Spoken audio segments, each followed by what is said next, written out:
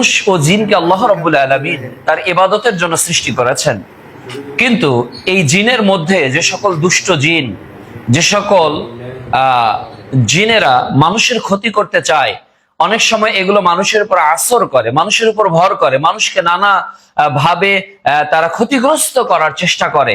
আমার জীবনে এমনই একটি অভিজ্ঞতার বাস্তবতা আমি দেখলাম যে সেই ছেলেটির দিকে যে সে ভুলে গেছে সে কোথায় আছে, তার বাসা কোথায়, বরং সে আনমনা হয়ে গেছে।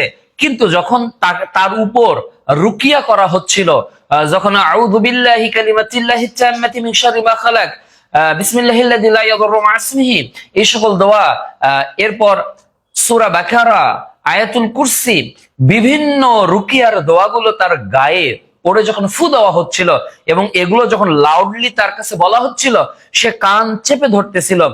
তার মধ্যে একটু ঝাঁকুনি কাজ করতেছিল, তার মধ্যে ভয় কাজ করতেছিল, সে মানুষের প্রতি আক্রমণাত্মক হয়ে যাচ্ছিল।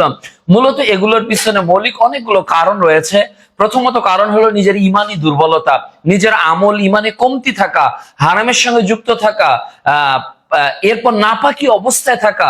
নানাবিধ কারণে এই সকল দুষ্ট জিন বা জিন্নি মানুষদেরকে আক্রমণ করে।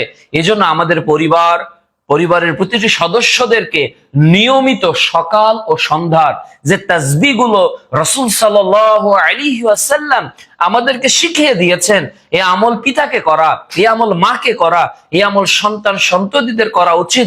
তাহলে যাবতীয় প্রকার দুষ্ট জিনের এই অনিষ্টতা থেকে বেঁচে যাবে আপনার সন্তান, নিরাপদ থাকবে আপনার পরিবারের প্রত্যেকটা সদস্য।